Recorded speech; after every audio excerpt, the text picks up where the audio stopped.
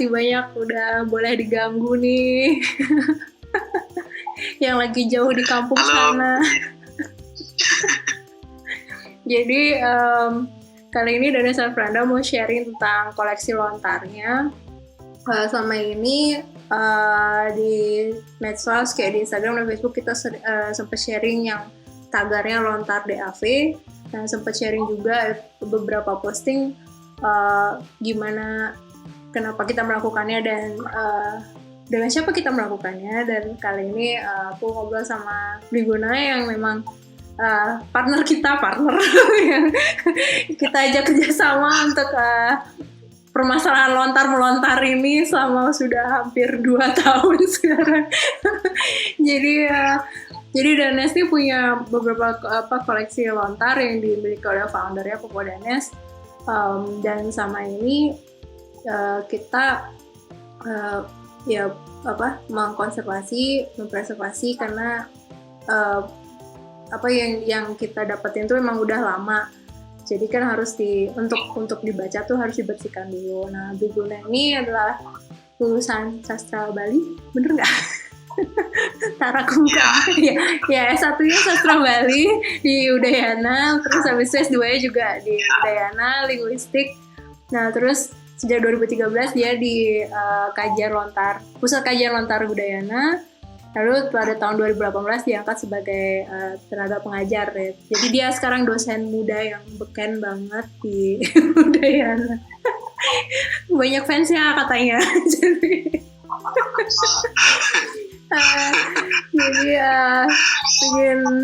Mungkin sebelum kita, jadi hari ini tuh kayak pengen ngomongin beberapa koleksi yang mungkin menarik untuk dibahas, tapi sebelumnya mungkin kita pengen tahu dulu kenapa sih Briguna bisa tertarik ke sastra Bali dan lontar itu sendiri. Ya, terima kasih Fitri.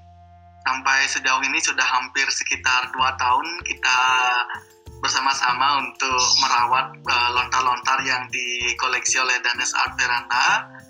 Dan memang untuk memelihara naskah lontar itu modalnya kesabaran gitu, itu sangat penting. Karena kita menghadapi naskah-naskah klasik dengan berbagai persoalan di dalamnya, mulai dari persoalan naskahnya yang sudah mengalami kerusakan-kerusakan, baik itu akibat rayap, kemudian cuaca yang ekstrim, termasuk juga proses perawatan dari pemilik sebelumnya yang kurang maksimal seperti itu. Nah, sampai sejauh ini kenapa tertarik di program studi sastra Bali dan akhirnya terjerumus ke dunia perlontaran, termasuk menyeret kamu juga di dalamnya. Iya. Ya, sebenarnya modalku masuk di program studi sastra Bali itu karena sebelumnya mulai dari SMP sampai SMA aku sempat mewakili sekolah ikut dalam lomba-lomba menulis aksara Bali di atas daun lontar gitu. Jadi ada seorang guru yang namanya Ibu Saryani dari Batuan yang membinaku, dan kebetulan sejak SMA sempat menjuarai beberapa lomba menulis lontar, baik itu di tingkat kabupaten sampai di tingkat provinsi. Nah, sebenarnya modalnya hanya menulis di atas daun lontar, sesederhana itu sebenarnya. Tapi kemudian setelah masuk di program studi sastra Bali, di sana ternyata yang dipelajari bukan hanya sebatas lontar dan aksara begitu, tetapi juga lebih dalam, lebih luas, meliputi juga aspek bahasanya, aspek bahasa Bali, kemudian bahasa Jawa kuno, termasuk juga Sanskerta, Jawa Tengahan, termasuk juga bahasa Jawa Baru. Nah, dari segi aksara, di program studi sastra Bali, kita juga mempelajari aksara Dewa Negari di dalamnya, termasuk juga aksara Bali kuno. Nah, dari segi sastra, kita mempelajari sastra Bali kuno dan termasuk juga sastra Bali yang modern. Nah, setelah masuk di sastra Bali ternyata yang mengesankan itu sastra itu sebenarnya adalah warisan pemikiran para leluhur kita gitu. Jadi para leluhur Bali sebenarnya sangat menyadari bahwa tubuh manusia itu memiliki keterbatasan hidup begitu. Nah, oleh sebab itulah ada pesan-pesan penting yang ingin dia wariskan kepada kita, dan syukur kita di Bali memiliki sistem aksara yang memungkinkan untuk menuliskan sistem-sistem pengetahuan penting dari leluhur itu agar lebih abadi jika dibandingkan dengan para leluhur itu sendiri gitu. Jadi kayak yang dibilang oleh Pramudia Anantatur itu, menulis adalah bagian dari pekerjaan untuk keabadian. Nah, para leluhur kita di masa lampau tahu betul bahwa aksara itu bisa mengabadikan sistem pengetahuan yang mereka miliki gitu.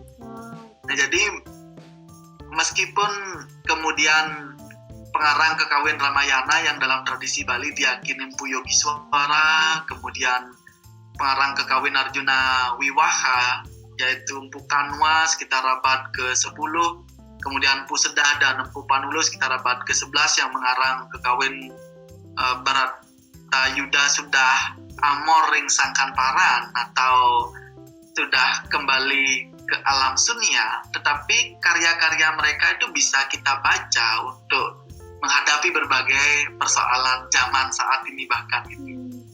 Nah, inilah menariknya dunia sastra itu. Sastra adalah rekaman pemikiran para leluhur yang di zaman sekarang ini paling tidak mesti kita baca. Dan maksimalnya kita bisa pertimbangkan sari-sari pemikirannya. Dan yang lebih terpenting lagi, kita transformasikan sistem-sistem pemikiran itu agar menjadi aktual dan kekinian gitu. Jadi tidak hanya kekunoan, tetapi juga ada dimensi kekiniannya. Nah, disinilah sebenarnya tantangannya ketika kita berhadapan dengan dunia naskah. Selama ini lontar itu kan identik dengan sesuatu yang kuno gitu. Padahal kalau kita membaca lebih jauh isinya itu sebenarnya melampaui batas waktu. Jadi bukan hanya kuno, mungkin bahasanya kuno, naskahnya kuno, tapi sari pengetahuannya, sari patinya itu bisa kini juga gitu. Nah, itulah yang membuat kemudian dunia sastra Bali ini semakin misterius dan semakin menarik untuk didalami gitu. Oh, jadi karena saking misteriusnya ya membuat ini apa memiliki ketertarikan gitu. Terus terus kan selama kita ngerjain ini juga Bi juga sharing kalau ya itu yang dibilang penuh kesabaran itu. Mau dijelasin dikit gitu prakteknya itu apa dari karena kita kan buat itu mulai dengan identifikasi dulu gitu. Nah terus untuk bisa membaca itu kan harus dibersihkan dulu. Mau bisa dijelasin nggak dikit tekniknya itu ya berarti ya caranya? Iya. Jadi naskah-naskah lontar kita yang terutama dikoleksi oleh Danes Art Veranda itu sebenarnya memuat sistem pengetahuan yang sangat penting gitu untuk kita baca dan kita dalami serta transformasikan isinya. Memang yang pertama kita hadapi adalah persoalan di naskah fisiknya. Nah, sebagian naskah-naskah lontar yang dikoleksi oleh Danes Art Veranda itu adalah naskah klasik yang memang karena usianya sudah tua gitu. Jadi usia naskah yang sudah tua itu memang cenderung menyebabkan naskah lontar mengalami keretakan-keretakan, termasuk juga akibat ketuaannya naskah-naskah lontar itu sudah mulai mengalami korosi aksaranya sehingga tidak lagi sejelas ketika pertama kali ditulis oleh penulisnya, termasuk juga tidak sesempurna ketika dihitamkan oleh para penulis di awalnya. Nah, di samping itu beberapa naskah lontar juga sudah dimakan rayap itu. Nah, dalam prosesnya kan kita sempat ketemu pelakunya itu, tersangka utamanya, satu jenis serangga yang memang sering ditemukan ketika kita melakukan konservasi dan termasuk juga reservasi naskah lontar. Nah, karena naskah lontarnya sudah tua atau punah, dan di samping itu juga sudah mengalami kerusakan fisiknya, maka kita perlu menyelamatkan naskahnya dulu gitu. Nah, kalau dianalogikan seperti manusia, maka kalau naskah fisik lontar itu adalah tubuh, itu maka isi lontarnya itu adalah jiwa gitu. Tentu pertama kali yang harus diselamatkan untuk bisa mengetahui isi dari lontar itu adalah tubuh fisiknya gitu. Tubuh fisik lontarnya untuk menjamin bahwa jiwa dan sistem pengetahuan yang di dalamnya itu bisa kita raih gitu. Nah, oleh sebab itulah kemudian setelah kita lakukan identifikasi berupa pengecekan terhadap judul-judul lontar yang ada di Danes Art Veranda, kita temukan bahwa ada ragam sastra mulai dari sastra Jawa kuno seperti Kekawin dan Parwa. Kekawin misalnya Arjuna Wiwaha, Bratayuda, Arjuna Wijaya, itu ada.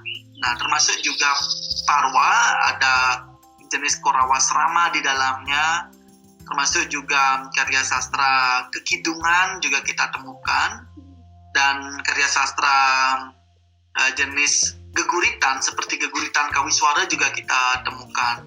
Nah, di samping itu banyak lontar-lontar yang termasuk dalam jenis tutur, ya, seperti tutur tentang pekarangan, sikuteng umah, atau berkaitan dengan arsitektur, dan yang cukup banyak kita temukan dalam prosesnya sebenarnya adalah naskah-naskah usada atau sistem pengetahuan tentang pengobatan, termasuk juga naskah lontar tentang pengeraksa jiwa atau penjaga diri yang termasuk dalam kewisesan itu agak banyak kita temukan.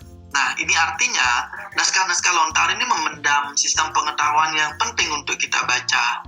Hanya karena kondisi naskahnya masih kurang bagus, maka kita coba lakukan konservasi. Nah, konservasi secara umum itu didefinisikan sebagai upaya untuk melakukan perawatan terus-menerus terhadap satu naskah lontar. Itu, nah, kita kemarin di Danes Art Veranda sudah melakukan konservasi dari tahapnya yang paling dasar, yaitu mulai dari membersihkan naskah-naskah lontar yang berdebu menggunakan kuas. Kebetulan waktu itu sempat dibantu juga oleh mahasiswa program studi sastra Bali. Nah, setelah itu kita juga sempat melakukan pembersihan naskah-naskah lontar yang sudah mulai mengalami pelapukan, termasuk juga bahannya yang agak kering. Itu kita konservasi menggunakan ekstrak citronella oil atau minyak serai, ya. Nah, setelah naskah-naskah lontar ini kita pastikan bersih, baru kemudian kita hitamkan menggunakan ekstrak arang kemiri. Jadi naskahnya sudah kembali lentur karena kita menggunakan citronella oil atau serai, sekaligus juga bau atau aroma serai yang tajam itu membuat sistem pengetahuan alami dari serangga itu menjadi agak kabur. Yang berikutnya kita juga sudah menghitamkan. Nah, proses penghitaman naskah-naskah lontar ini menyebabkan naskah lontar yang sebelumnya agak samar dibaca itu menjadi terang sekali untuk kita identifikasi lebih dalam. Nah, inilah tahapan-tahapan mendasar yang sudah kita lakukan di Danes Art Veranda. Mulai dari membersihkan lontar menggunakan kuas, kemudian menggunakan ekstrak citronella oil dicampur juga dengan alkohol di atas 75% sehingga betul-betul bersih naskahnya dan lentur. Terakhir kita juga sudah menghitamkan aksara-aksaranya kembali gitu. Nah, ini salah satu tantangan sebenarnya, Fit, yang atas penelitian yang dilakukan oleh Universitas Udayana, proses konservasi ini bisa membuat pembacaan lontar menjadi bisa lebih cepat dilakukan dan hasilnya bisa maksimal. Sebelumnya aku sempat punya pengalaman ketika membantu masyarakat untuk konservasi lontar di wilayah Pejaten. Nah, karena naskah lontarnya belum dikonservasi sebelumnya, maka naskahnya kabur gitu. Nah, karena naskahnya kabur, banyak orang yang tidak bisa membaca naskah itu. Dianggaplah naskah itu keramat gitu. Dan disakralkan. Jadi, ya, karena tidak dikonservasi dulu lontarnya, sehingga kemudian dianggap keramat. Apalagi kemudian pembaca yang tidak berhasil membaca itu membuat mitos baru bahwa naskah lontarnya ini ketika dibaca aksaranya bergerak gitu, karena menggunakan aksara majalan gitu kan. Jadi masyarakat menjadi semakin mistis gitu ya, padahal setelah aku konservasi dengan cara yang telah kita bahas tadi itu, naskah lontarnya menjadi terang. Nah, yang dimaksud aksara berjalan itu karena ada sistem aksara Bali yang disebut dengan tengenan majalan gitu. Bukan aksaranya bergerak sendiri sewaktu kita baca, tidak. Tapi karena ada sistem aksara yang disebut tengenan majalan. Misalnya kalau kita menulis karang asem, kita cukup menulis ka, ra, dan satu na, dan kemudian sem. Jadi itu disebut dengan sistem tengenan majalan. Bukan aksaranya bergerak kalau dibaca secara otomatis, tidak. Nah, ini pentingnya bagi masyarakat yang ingin membaca naskah-naskah lontarnya. Dari Danes Adveranda, dari pengalaman kita sebelumnya ya Fit, kita bisa berikan saran kepada masyarakat, konservasi dulu naskah lontar itu sehingga betul-betul jelas huruf demi hurufnya. Dari kejelasan huruf itulah kita perlahan membaca isi yang ada di dalamnya, dan di titik inilah setelah naskah lontar itu bersih, dengan penuh kesabaran kita coba dalami isinya gitu. 2 tahun ya gitu. Iya, hampir 2 tahun belum selesai. Tapi emang apa ya kayak sering sharing juga gitu sama beberapa kali kita ketemu untuk ngebersihin kan. Memang seperti yang Budi bilang tadi, sastra itu memang ada dari entah kapan udah gitu, dan ini kan salah satu bentuk sastra yang penting lah gitu, walaupun mungkin untuk banyak orang mungkin isinya tidak sepenting untuk mereka, tapi apa yang kita punya itu kan sudah sebenarnya sesuatu yang menarik gitu, dan kalau kita bisa masih bersihkan dan bisa dibaca lagi itu akan menarik banget nantinya gitu. Penasaran juga, kita sampai sekarang juga belum ini kan, belum sebenarnya isinya apa sih gitu.